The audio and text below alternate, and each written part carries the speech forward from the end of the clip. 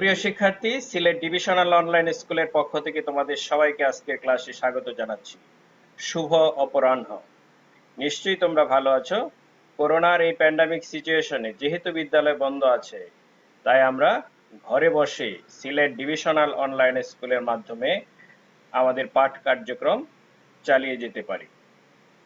তাই তোমরা যে যেখানে আছো সেখান থেকে এই ক্লাসে অংশগ্রহণ করো, যাতে তোমরা তোমাদের পাঠটা চালিয়ে যেতে পারো। তো তোমাদের সবাইকে আজকের ক্লাসে স্বাগত জানাচ্ছি। আর তোমাদের সাথে আছি আমি রিপন চন্দ্র নায়ক, সহকারী শিক্ষক গণিত, রানাপিং আদর্শ উচ্চ বিদ্যালয় কলেজ, গোলাপগঞ্জ, সিলেট। সুপ্রিয় শিক্ষার্থী, আজকের পাঠে আমরা নবম ও দশম শ্রেণীর গণিত বিষয়ের ষোড়শ অধ্যায় অর্থাৎ পরিমিত অংশ নিয়ে আলোচনা করব। আজকে আমরা নতুন একটি ত্রিভুজ নিয়ে আলোচনা করব। আমরা ত্রিভুজের সংজ্ঞা আগেই জেনেছি। হ্যাঁ, তিন বাহু দ্বারা আবদ্ধ চিত্রকে ত্রিভুজ বলে, এবং এটাও জেনেছি যে বাহুবেদী ত্রিভুজ তিন প্রকার। আচ্ছা, যে ত্রিভুজের দুই বাহু সমান তাকে কি বলে? হ্যাঁ, ঠিক বলেছ, সমদ্বিবাহু ত্রিভুজ। তাহলে আজকে আমরা এই নতুন আরেকটি ত্রিভুজ অর্থাৎ সমদ্বিবাহু ত্রিভুজ নিয়ে আলোচনা করব। আজকের শিক্ষণফলটিও সেম, অর্থাৎ ত্রিভুজ ক্ষেত্র এবং চতুর্ভুজ ক্ষেত্রের ক্ষেত্রফলের সূত্র প্রয়োগ করে বহুভুজ ক্ষেত্রের ক্ষেত্রফল নির্ণয় এবং এতৎ সম্পর্কিত সমস্যা সমাধান করতে পারি। আজকের ক্লাসে আমরা যে অংশটুকু আলোচনা করব সেটুকু হচ্ছে সমদ্বিবাহু ত্রিভুজের বর্ণনা করতে পারবে, সমদ্বিবাহু ত্রিভুজের পরিসীমা এবং উচ্চতা নির্ণয়ের সূত্র প্রতিপাদন করতে পারবে, এবং সমদ্বিবাহু ত্রিভুজের পরিসীমা এবং উচ্চতা সংক্রান্ত বিভিন্ন গাণিতিক সমস্যা সমাধান করতে পারবে। সুপ্রিয় শিক্ষার্থী, দেখো এই এবিসি একটি ত্রিভুজ, যার দেখো এবি সমান 7 সেন্টিমিটার, আর এসি সমান হচ্ছে 7 সেন্টিমিটার, আর বিসি সমান হচ্ছে 4 সেন্টিমিটার। দেখো এটি কি ধরনের ত্রিভুজ? হ্যাঁ, সমদ্বিবাহু ত্রিভুজ। কেননা দেখো এবি আর এসি হচ্ছে সমান 7 সেন্টিমিটার 7 সেন্টিমিটার করে, আর নিচের যে বাহুটি আছে সেটি একটু ছোট অর্থাৎ 4 সেন্টিমিটার। যেহেতু এই ত্রিভুজের দুই বাহু সমান, তাই আমরা এই ত্রিভুজটিকে বলতে পারি সমদ্বিবাহু ত্রিভুজ। তাহলে দেখো, যে ত্রিভুজের দুই বাহু সমান তাকেই বলে সমদ্বিবাহু ত্রিভুজ। দেখো আমরা পূর্বেই জেনেছি যে ত্রিভুজের তিন বাহু থাকে, তিন কোণ থাকে এবং তিনটি শীর্ষবিন্দু থাকে, এবং ত্রিভুজের তিনটি কোণের সমষ্টি 180 ডিগ্রি। ফলে সমদ্বিবাহু ত্রিভুজেরও তিনটি বাহু আছে, তিনটি কোণ আছে, তিনটি শীর্ষবিন্দু আছে, এবং এই তিনটি কোণের সমষ্টি হচ্ছে 180 ডিগ্রি। তো সুপ্রিয় শিক্ষার্থী, পাশের চিত্রটি খেয়াল করো একটু। এখন আমরা বাহুর দৈর্ঘ্যটা একটু বদলিয়ে দিয়েছি। সেটি হচ্ছে এক বাহু দেখো 10 সেন্টিমিটার, আরেকটি বাহু 10 সেন্টিমিটার, এবং যে ভূমি আছে বা অপর বাহু আছে সেটি হচ্ছে 12 সেন্টিমিটার। তাহলে দেখো এই ত্রিভুজের দুই বাহু সমান, তাহলে এটি সমদ্বিবাহু ত্রিভুজ। তাহলে আমরা বলতে পারি দেখো, সমদ্বিবাহু ত্রিভুজের দুই বাহু সমান থাকে, সমদ্বিবাহু ত্রিভুজের দুটি কোণ সমান থাকে। একটু লক্ষ্য করে দেখো, তোমরা চিত্রে যদি দেখো 53 আর আরেকটি কোণ হচ্ছে 53, অর্থাৎ এই দুটি কোণ মিলে হচ্ছে 106 ডিগ্রি। তাহলে উপরের কোণটি আমরা বের করতে পারি, যেহেতু ত্রিভুজের তিন কোণের সমষ্টি 180 ডিগ্রি, তাহলে ওই 180 ডিগ্রি থেকে 106 ডিগ্রি যদি আমরা বিয়োগ করি তাহলে আমরা পাই হচ্ছে 74 ডিগ্রি। ফলে অপর কোণটি আমরা নির্দ্বিধায় বের করতে পারি। দেখো এই ত্রিভুজের যদি আমরা একটু লক্ষ্য করি তাহলে তিনটি কোণই সূক্ষ্মকোণ, সুতরাং এটি সূক্ষ্মকোণী ত্রিভুজ হতে পারে, কারণ অবজেক্টিভ আমাদের এই ধরনের প্রশ্ন থাকে। এখন খেয়াল করে দেখো, তাই এটি সূক্ষ্মকোণী ত্রিভুজ হতে পারে যেহেতু প্রতিটি কোণই সূক্ষ্মকোণ। আবার দেখো, আমরা পরে এই বিষয়ে আর একটু বিস্তারিত আলোচনা করব। সেটি হচ্ছে সমদ্বিবাহু ত্রিভুজের প্রতিসাম্য রেখার সংখ্যা একটি।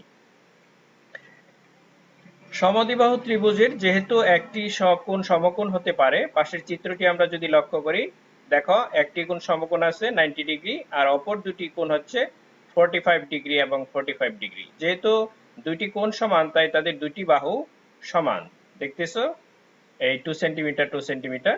আর যেহেতু এই একটি কোণ 90 ডিগ্রি, তাই এইটি অর্থাৎ সমদ্বিবাহু ত্রিভুজ সমকোণী ত্রিভুজ হতে পারে। এখন যেহেতু অনেক সময় আমরা দেখি স্থূলকোণী ত্রিভুজের দুই বাহু সমান থাকে, পাশের চিত্রটি একটু লক্ষ্য করে দেখো, 134 ডিগ্রি একটি কোণ আর অপর দুটি কোণ হচ্ছে 23 ডিগ্রি করে, এবং বাহুর দৈর্ঘ্য কিন্তু সমান। যেহেতু দুইটি কোণ সমান আছে, তাই এটি স্থূলকোণী ত্রিভুজও হতে পারে। সুপ্রিয় শিক্ষার্থী, এখন আমরা দেখব যে এই সমদ্বিবাহু ত্রিভুজের প্রতিসাম্য রেখা কয়টি। দেখো, আমরা যে সমদ্বিবাহু ত্রিভুজটি দেখছি, এই ত্রিভুজের এই বরাবর যদি একটু খেয়াল করো, একটা চাকু এনে এই বরাবর আমরা কাটি। দেখো একটু, আমরা ত্রিভুজ ক্ষেত্র দিয়ে বোঝাচ্ছি, এদিকে কাইটা এই অংশটা আমার একটু উল্টিয়ে দিই, এইভাবে উল্টিয়ে দিলাম, কেটে উল্টিয়ে দিলাম, তারপর এটা যদি এর সাথে মিশিয়ে দিই, দেখো পুরোপুরি মিশে গেছে, অর্থাৎ পুরোপুরি মিলে যায়। যদি এমন হয় কোনো একটি রেখা বরাবর একটি ত্রিভুজকে ভাঁজ করে ঠিক উল্টালে পুরোপুরি মিলে যায়, তাহলে তোমাকে বুঝতে হবে যে এটি প্রতিসাম্য রেখা। ফলে আমরা এই চিত্রে যে এই যে রেখাটি দেখছি, সেটি একটি প্রতিসাম্য রেখা। এখন আমরা এই ছুরিটাকে নিয়ে, এটি কিন্তু প্রতিসাম্য রেখা। ফলে এইখান থেকে আরো একটি ত্রিভুজ আমরা কপি করে যদি এখানে নেই এবং একে আমরা ছুরি দিয়ে কাটি, তাহলে খেয়াল করে দেখো পৃথক হয়ে গেল। এখানে যে আমরা অংশটি পাচ্ছি, দেখো এইটাকে আমরা আগের মতো উল্টিয়ে দিই, নিচের অংশটাকে উল্টিয়ে কালার পরিবর্তন করে আমরা যদি এর উপর দিই, দেখো দেখো পুরোপুরি মিলেনি। ফলে তুমি যদি এটা আরেকটু উপরেও ভাঁজ করতে, তাহলে দেখতে এটা এই দিকে চলে গেছে, অর্থাৎ পুরোপুরি ভাবে এর সাথে মিলতো না। ফলে আমরা দেখতে পাচ্ছি যদি এই বরাবর ভাঁজ করি, তাহলে যে এই নিচের অংশ আর এই অংশ মিলে না, ফলে পুরোপুরি ভাবে মিলে যাবে না। ফলে যদি আরেকটু নিচে ভাঁজ করি, তাও মিলবে না, এবং যদি আমরা এইখানে ভাঁজ করি আরেকটু উপরে, তাও মিলবে না। দেখা যাবে এই কোণটি এখানে চলে আসছে, বাইরে চলে আসছে। ফলে এটি প্রতিসাম্য রেখা নয়। আবার এটিকে বাদ দিয়ে আমরা যদি এই দিক বরাবর ভাঁজ করি, ভাঁজ করে দেখো এই দিক বরাবর ভাঁজ করে আমরা এই অংশটাকে উল্টিয়ে এইটার সাথে মিলাই, তাহলেও মিলবে না। দেখো উপরের অংশটি বড়, মনে হইতে পারে যে আমরা যদি এইখানে ভাঁজ করি না, তবুও মিলবে না, হয়তো কোণটা এখানে চলে যাবে। তাহলে দেখা যাচ্ছে এইখানেও এই কোণটি মিলছে না, ফলে এটি প্রতিসাম্য রেখা নয়। ফলে আমরা সমদ্বিবাহু ত্রিভুজের প্রতিসাম্য রেখা পাচ্ছি হচ্ছে অনলি ওয়ান, শুধুমাত্র একটি, যেটি হলো এইটি। তাহলে আমাদের অবজেক্টিভ প্রশ্নে যদি এই ধরনের প্রশ্ন আসে, তাহলে আমরা উত্তর দিতে পারবো? হ্যাঁ, পারবো। তাহলে সমদ্বিবাহু ত্রিভুজের প্রতিসাম্য রেখা একটি। সুপ্রিয় শিক্ষার্থী, এখন আমরা দেখব যে সমদ্বিবাহু ত্রিভুজ কি এবং কিভাবে এটি তৈরি করা যায়। আমরা তোমার বই থেকে একটি প্রশ্ন নিয়ে সেটির মাধ্যমেই আমরা তৈরি করব আস্তে আস্তে সব অঙ্ক, দেখবো এখানে কত ধরনের অঙ্ক আছে। সুপ্রিয় শিক্ষার্থী, একটু দেখো, এডিসি এটি একটি সমকোণী ত্রিভুজ যার ডি কোণটি হচ্ছে সমকোণ। দেখো এসি হচ্ছে অতিভুজ, আমরা ধরে নিলাম এটি 50 একক, আর ভূমি যেটি আছে বেস, সেটি হচ্ছে 30 একক। তাহলে পিথাগোরাসের উপপাদ্যের মাধ্যমে একটু খেয়াল করো, আমরা যদি পিথাগোরাসের উপপাদ্য এখানে প্রয়োগ করি, তাহলে এই যে অপর আরেকটি বাহু আছে, যেটিকে আমরা উচ্চতা লম্ব বলতেছি, সেটি হচ্ছে, আমরা যদি ক্যালকুলেশন করে বের করি, অর্থাৎ এটি হচ্ছে লম্ব, লম্ব সমান হচ্ছে স্কয়ার রুট অতিভুজ স্কয়ার মাইনাস ভূমি স্কয়ার, সেখান থেকে এটি বের হবে হচ্ছে 40 একক। তাহলে দেখো এই 40 একক লম্ব, আর ভূমি হচ্ছে বা বেস হচ্ছে 30 একক, আর এই অতিভুজ হচ্ছে 50 একক। সেম একটি ত্রিভুজ যদি আমরা বাম পাশে নিই, সেম একেবারে, তাহলে দেখো এর অতিভুজ 50 হবে, আর এর বেস যেটা আছে সেটা 30 হবে। ফলে দেখো আমাদের যে এ বি সি ত্রিভুজটি তৈরি হলো, তার ভূমি, টোটাল ভূমিটা হয় 30 30 60। তাহলে আমরা সেটা একটু দেখাই তোমাদের। এই যে দেখো, এইভাবে তৈরি করলে বিসি হয়ে গেল 60। ফলে দেখো একটি সমদ্বিবাহু ত্রিভুজ তৈরি হয়ে গেল, যার দুটি বাহু সমান আছে। দেখো 50 50, আমরা একক ব্যবহার করছি না, শুধুমাত্র সংখ্যাটাই বলছি। আর নিচে দেখো বিসি হচ্ছে 60, যেহেতু এই ত্রিভুজের দুই বাহু সমান, তাই আমরা তাকে বলতে পারি সমদ্বিবাহু ত্রিভুজ। দেখো এই ত্রিভুজের উচ্চতা কিন্তু আগের মতো 40 রয়ে গেছে। ফলে আর সূত্র প্রয়োগ করে আমরা যদি এর ক্ষেত্রফল বের করতে চাই, তাহলে আমরা এর ক্ষেত্রফল পাবো হচ্ছে 1200 বর্গ একক। ফলে এখানে আমরা যে বিষয়গুলো দেখতে পাচ্ছি তা হচ্ছে এই সমান সমান বাহুর দৈর্ঘ্য হচ্ছে 50, আর ভূমির দৈর্ঘ্য বা অপর বাহু আমরা বলতে পারি এটিকে, এটি হচ্ছে 60, আর পরিসীমা হচ্ছে তিন বাহুর সমষ্টি অর্থাৎ 50, 50, 100 আর নিচে হচ্ছে 60, হচ্ছে 160। আর হচ্ছে উচ্চতা হচ্ছে, দেখো এই অংশটি হচ্ছে উচ্চতা, উচ্চতা হচ্ছে 40। আর ক্ষেত্রফল আমরা অঙ্ক মানে সূত্র প্রয়োগ করে যেটা পাবো সেটি হচ্ছে 1200। ফলে দেখো এই পাঁচটি বিষয় নিয়ে আমরা এই সমদ্বিবাহু ত্রিভুজে আলোচনা করা হবে। অর্থাৎ তোমার কাছে কখনো এই সমান সমান বাহুর দৈর্ঘ্য নির্ণয় করতে বলা হবে, তোমাকে বলা হবে ভূমির দৈর্ঘ্য নির্ণয় করো, অথবা অপর বাহুর দৈর্ঘ্য নির্ণয় করো, অথবা পরিসীমা নির্ণয় করো, অথবা উচ্চতা নির্ণয় করো, অথবা সমদ্বিবাহু ত্রিভুজের ক্ষেত্রফল নির্ণয় করো। তাহলে এই পাঁচটি প্রশ্নই তোমার কাছে চাওয়া হবে। তো নিশ্চয়ই তুমি সেগুলোর উত্তর দিতে পারবে আজকে ক্লাস করার পরে। সুপ্রিয় শিক্ষার্থী, তাহলে দেখো আমরা যে ত্রিভুজটি দেখেছিলাম, এই ত্রিভুজটি যখন এইভাবে ছিল তখন তার উচ্চতা ছিল হচ্ছে 40, আর ভূমি ছিল 30, আর অতিভুজ ছিল 50। আমরা যদি এটিকে একটু এইভাবে ঘুরিয়ে দিই, তাহলে দেখো ভূমি হয়ে গেছে একই জিনিস, ভূমি হয়ে গেছে দেখো 40, আর উচ্চতা হয়ে গেছে 30, আর অতিভুজ ঠিক আগের মতোই রয়ে গেছে। ফলে আমরা যদি এইদিকে সেম আরেকটি ত্রিভুজ নেই, তাহলে দেখো এই ত্রিভুজের ভূমি কিন্তু 80 হয়ে যাবে, আর সমান সমান বাহু দেখো 85 রয়ে গেছে, আর উচ্চতা 30 হয়ে গেছে। ফলে এই ত্রিভুজের ক্ষেত্রফল কিন্তু 1200 হবে, কারণ আগের ত্রিভুজ দিয়েই আমরা এই ত্রিভুজটি তৈরি করেছি। কাজেই কখনো কখনো যে সমান সমান বাহু সেম হওয়া সত্ত্বেও ভূমি যদি পরিবর্তন হয়, তবুও ক্ষেত্রফল একই হইতে পারে, কেননা তখন উচ্চতা যেহেতু পরিবর্তন হয়ে যাবে। আগে উচ্চতা ছিল 40, এখন উচ্চতা হয়ে গেছে 30।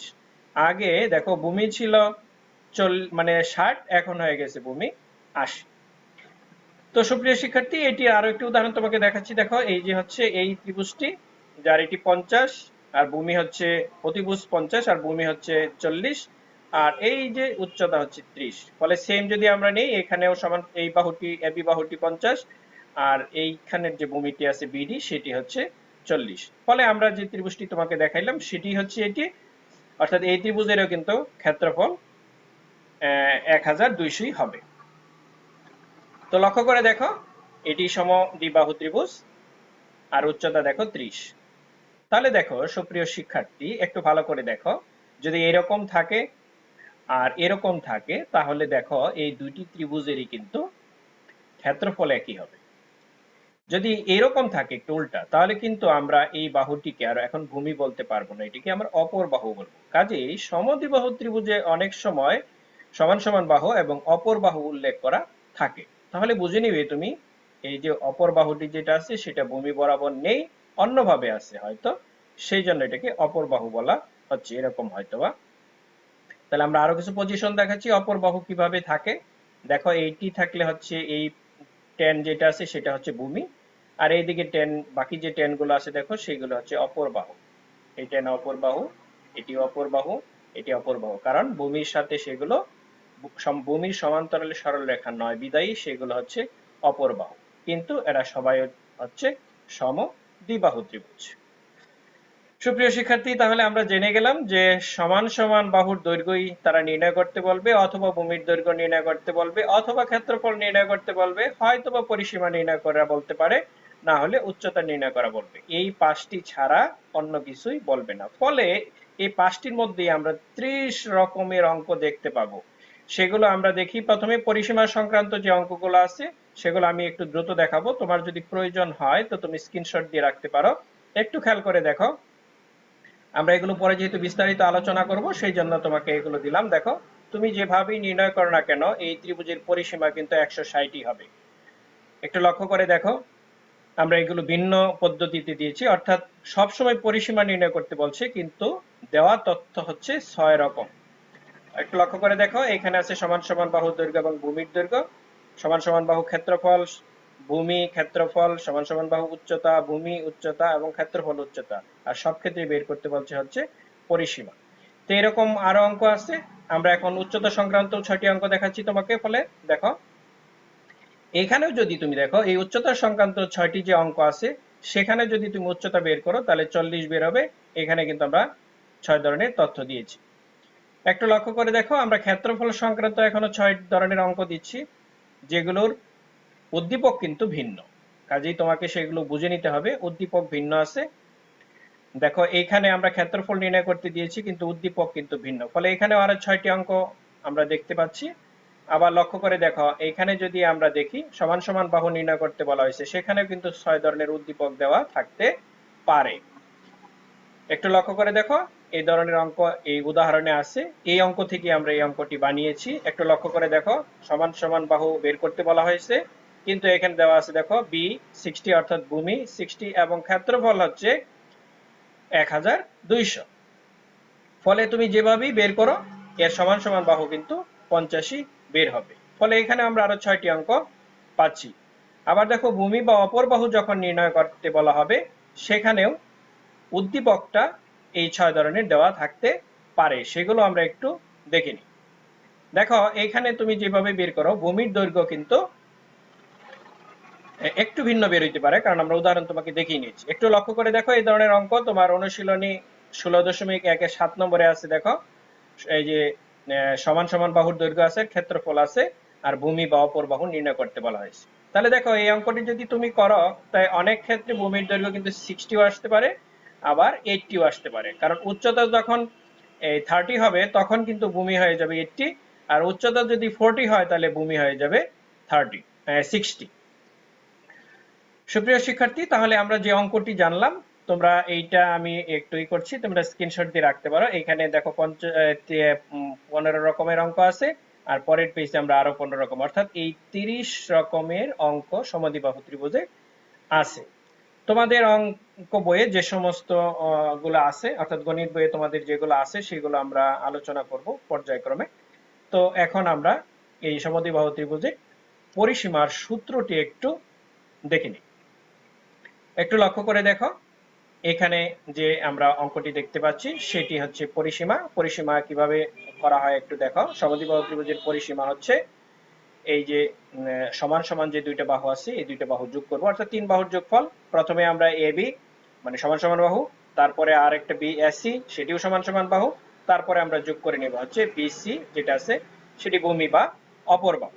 ফলে সমদ্বিবাহু ত্রিভুজের পরিসীমা হচ্ছে সমান সমান বাহু যোগ সমান সমান বাহু যোগ ভূমির দৈর্ঘ্য।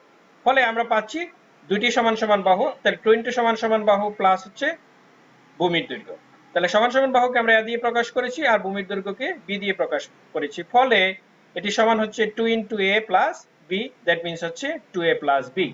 ফলে এই সমদ্বিবাহু ত্রিভুজের পরিসীমা হচ্ছে 2a plus b। তাহলে আমরা এখন একটি অঙ্ক করি, যে অঙ্কটি আমরা একটু আগে দেখিয়েছি, সেটি হচ্ছে পরিসীমা নির্ণয় সংক্রান্ত। যদি সমান সমান বাহু এবং ভূমির দৈর্ঘ্য দেওয়া থাকে, তাহলে আমরা পরিসীমা কিভাবে বের করব। সুপ্রিয় শিক্ষার্থী, একটু লক্ষ্য করে দেখো, আমরা এখন আমাদের যে দাগটি আছে সেটি লক্ষ্য করো। একটি সমদ্বিবাহু ত্রিভুজের সমান সমান বাহুর দৈর্ঘ্য 50 সেন্টিমিটার এবং ভূমির দৈর্ঘ্য 60 সেন্টিমিটার হলে পরিসীমা কত? তাহলে আমরা যে তথ্যটি দেওয়া আছে সেগুলো একটু লিখবো।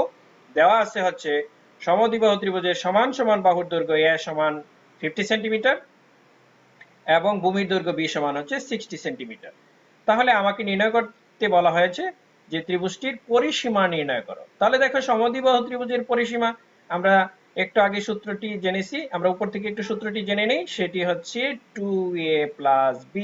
তাহলে আমরা এই সূত্রটি নিচে এসে বসিয়ে দিই যে 2a plus b।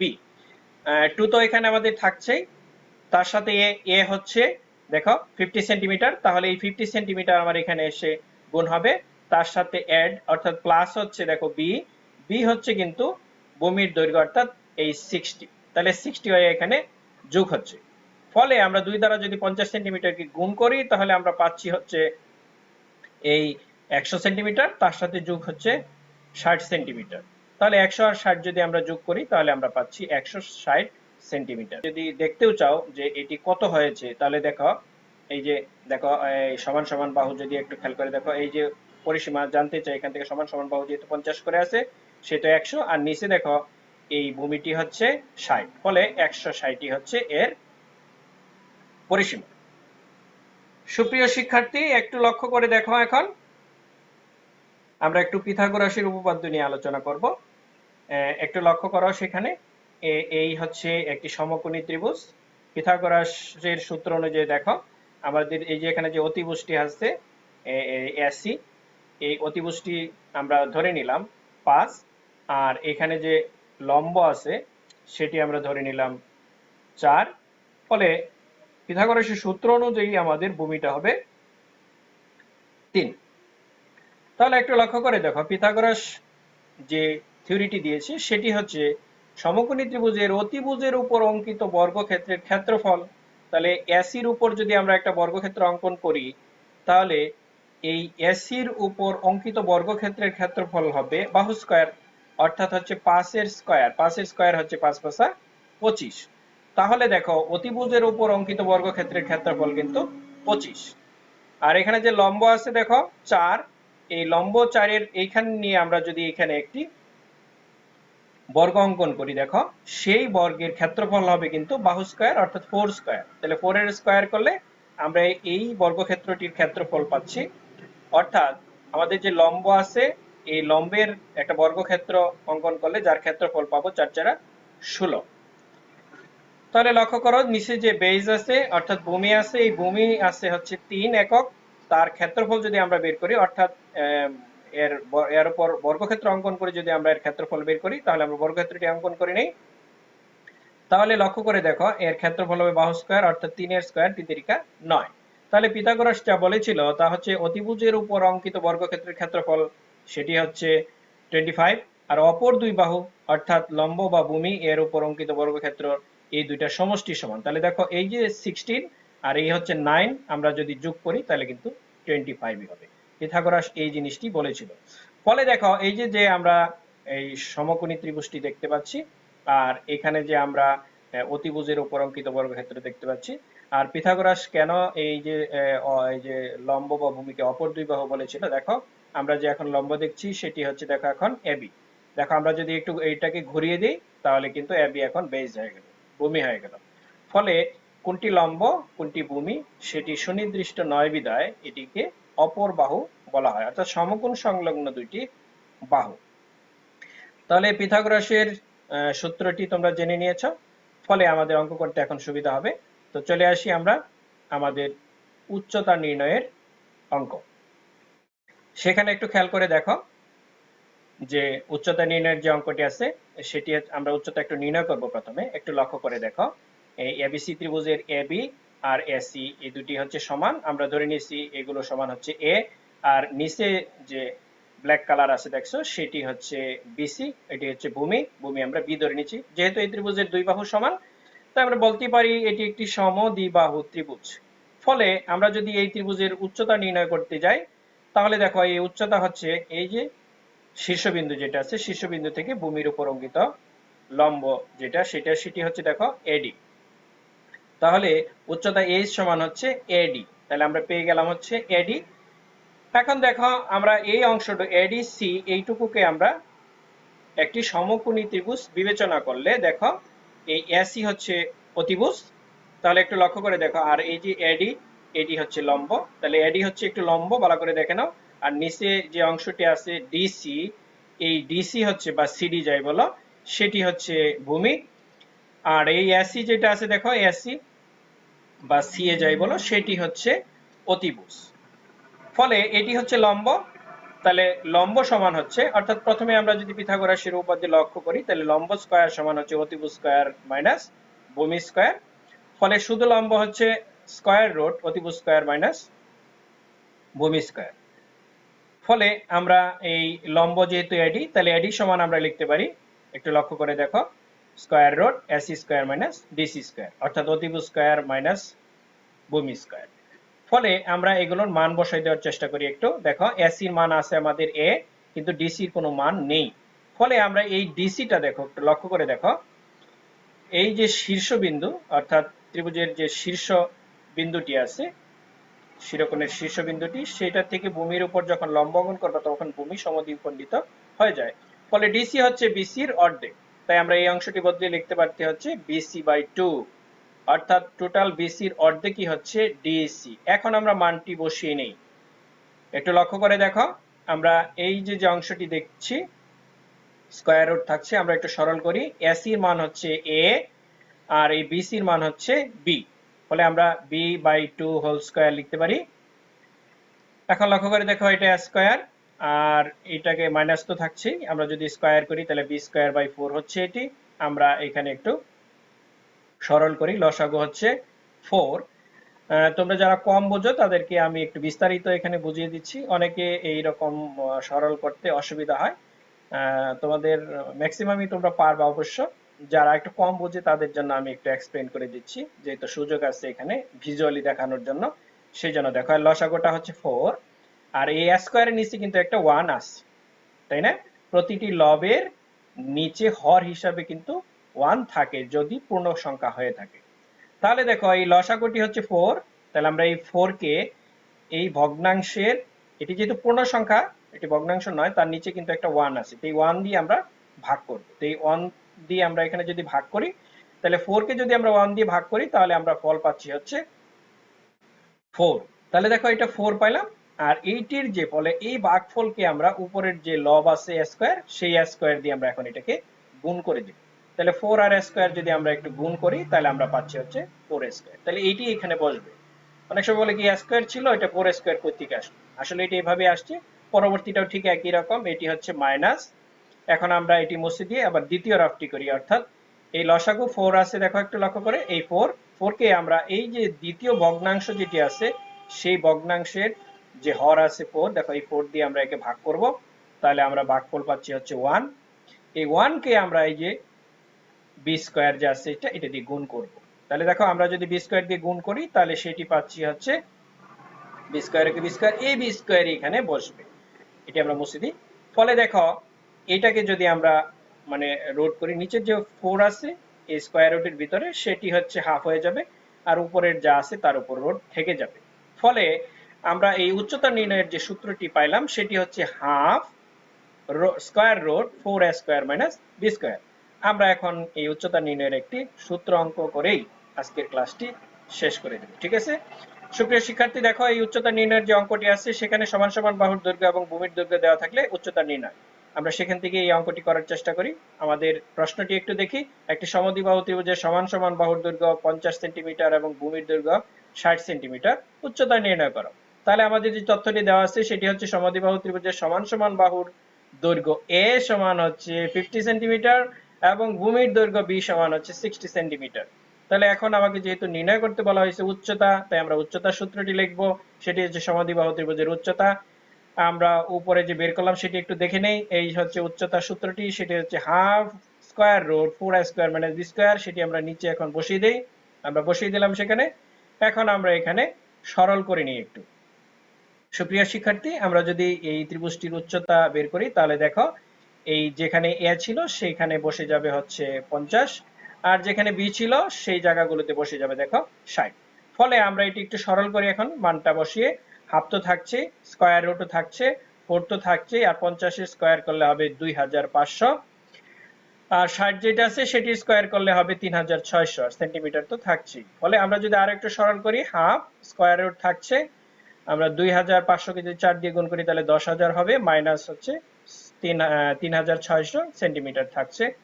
ফলে এটিকে আরো যদি সরল করি তাহলে আমরা হাফ পাচ্ছি, আর 10000 থেকে আমরা যদি এই 3600 বিয়োগ করি তাহলে সেখানে পাচ্ছি হচ্ছে 6400 সেন্টিমিটার।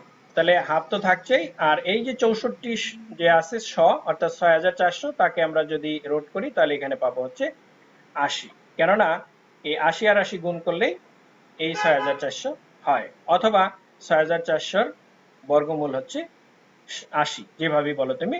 এখন এই 80 কে 2 দ্বারা যদি আমরা ভাগ করি তাহলে আমরা পাচ্ছি হচ্ছে 40। ফলে এই ত্রিভুজটির উচ্চতা 40। দেখো আমরা ত্রিভুজের উচ্চতা 40 পেয়ে গেলাম। আমরা এখন একটু চিত্রের মাধ্যমে একটু দেখে নিই যে আসলে আমাদের এটা ছিল কিনা। দেখো তাই ছিল, দেখো এই উচ্চতাটি হচ্ছে 40, আর নিচে দেখো এই যে সমান সমান বাহু কিন্তু 50 করে, আর ভূমি কিন্তু 30 30 60।